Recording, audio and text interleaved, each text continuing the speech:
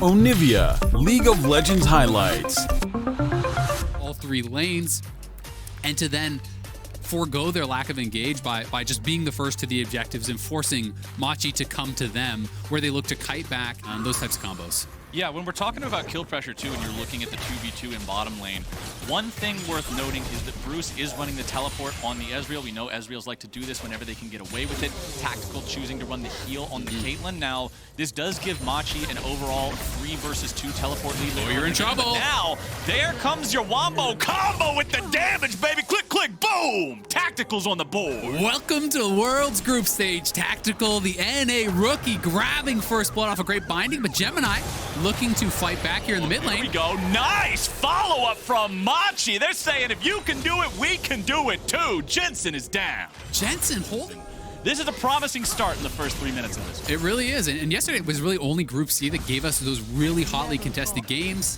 This one starting to look like it could be that again. This wave is pushing away from Impact, so he's going to be exposed to a gank here, and Broxa is farming down on that bottom side, so Impact would be completely alone, and if they can actually chain the CC, land a Volibear stun into a knockup from Orin, Impact is at risk of dying, so I like this gank here from Machi, but Impact is playing it fairly slowly. Oh, Impact gonna walk right up into the brush, and there you go, Gemini putting in so much work in these solo lanes, just takes a big old bite out of them. Really well played here from Gemini in the early stages. This was one of the criticisms that Broxa was from it. Unlucky.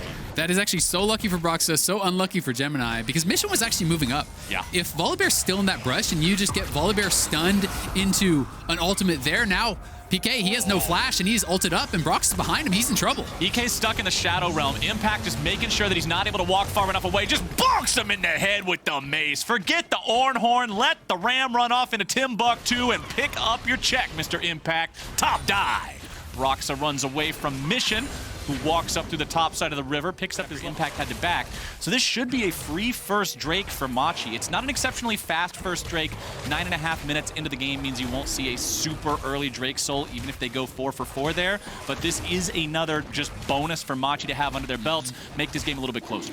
I mean, gotta give credit over to both. Speaking the 2v2s, it's Tactical and Core JJ maintaining that lane pressure and lane control, working on those plates, needing a little bit more damage to make sure it happens. Impact losing out in the 1v1 against the Orn. We're at the point in the game where he's no longer a tank. The man is just taking over as Gemini shows up. Likely going to go for the play here. Flash away from Impact. Make sure that Gemini can't get it done. However, that Summoner spell will be a nice win there as Bruce eats some damage in the bottom lane. Coming out from Core JJ and Tactical yet again, as the red buff will be stolen away. Syndra doing what she can with that one. Meanwhile, topside, it's first turret of the game over to Machi. Yeah, it was good flash from Impact, because if you get tagged by that E slow, you are going to get chased down, with the flash follow. But still, they take first tower with that Rift Herald move, and Mission has actually been pretty active this game. Multiple trips up towards that top lane, trying to help out PK. And as a result, they do cash in on that first turret. He's 30 farm up on Jensen and has been affecting the other lanes. He's not just getting that farm from nowhere. He's actually stealing it from Broxa, right? So he's taking that farm away from Broxa too, because he's made multiple trips, it feels like, over towards that Raptor pit. He is just not missing any CS in lane.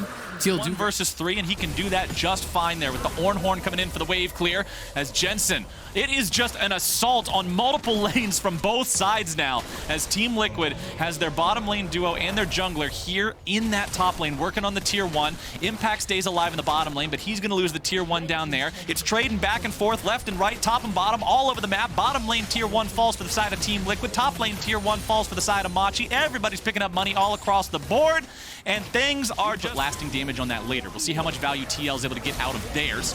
Mission sidestepping away from the ball. Mid lane tier 1 turret falls.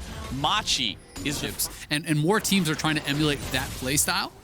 So for Team Liquid, as well as for Machi, that was kind of a question, for these teams coming in. Can you play a more slow-paced game and still look good at Worlds? Jensen's farming up bottom side, but Mission and Gemini do not want to allow that to continue here. Jensen does clear out the wave and immediately step back. Will they find the opportunity to make he's looking play? Oh, Jensen! He flashes away, but it will not be enough. Gemini takes the kill. Jensen not respecting the fact that the enemy team could have been there, and he gets taken down for the second time this game. Now in the mid lane, PK's going in for the engage, finds a knock-up on a Broxa. CoreJJ loses half HP, fires off a binding in retaliation, won't get anything from it, and with the enemy mid laner dead, Gemini walks right over into the Drake pit, looks to secure this one here for his team. And Machi are looking in full control, to be honest with you. You know, they are the ones better set up around the dragon. You know, TL had no chance of even getting over there. Jensen got erased, was quick on the flash, but couldn't get the Seraphs off. Not sure if it would have saved him or not.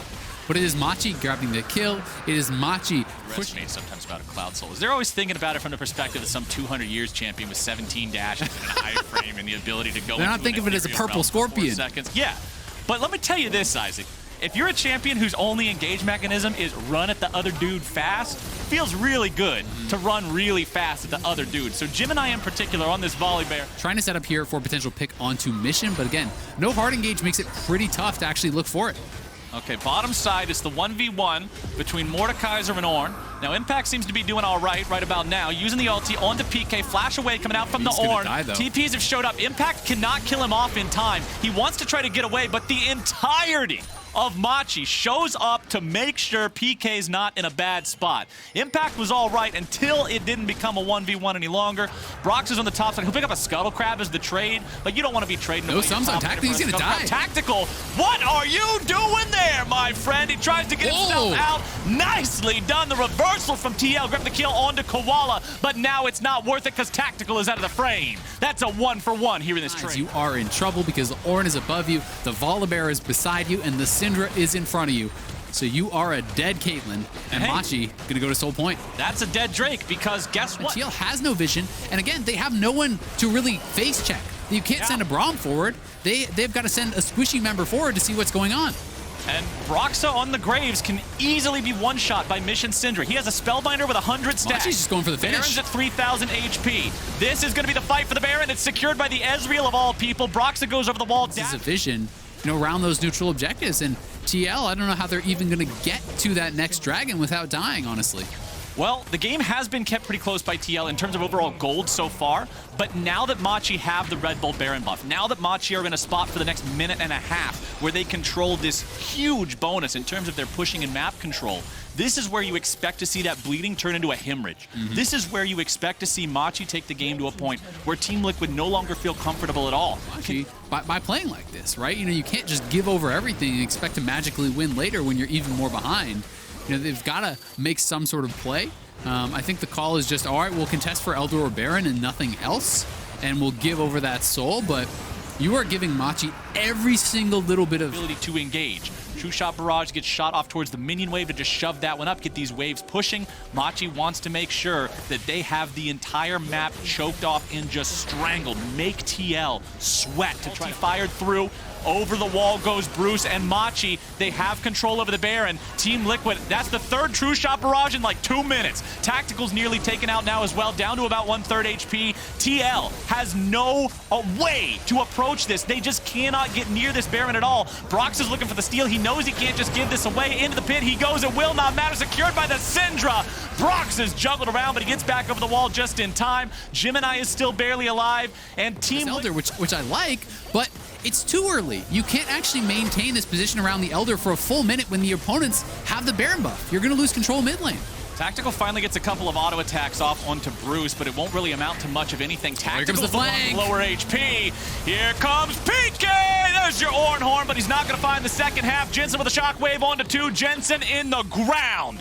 Machi has priority over mid lane. Broxa tries to retreat, and Team Liquid is just not looking prepared for their main stage opponent here in Machi, who have just been in control for so long in this game. Isaac, Tactical, he's trying to buy some time, but it doesn't matter. What does that mean when Mission is in the base? Tactical is dead. There comes Volibear over the top rope, and CoreJJ is down. Gemini's on a killing spree, and the mid lane is just being crushed by super minions, crushed by Bruce. This Ezreal knows exactly what his limits are and what he is capable of. Mission fires off the ulti. Impact's going golden. Now Impact's likely going down. Double stasis, that's cute. Don't matter too much. Gemini stays alive in the ulti. He's going to be beat up by Mordekaiser, but that's a small consolation prize to get when your Nexus is under fire. And 37 minutes in, Machi takes the win. And let's be honest, it wasn't close. TL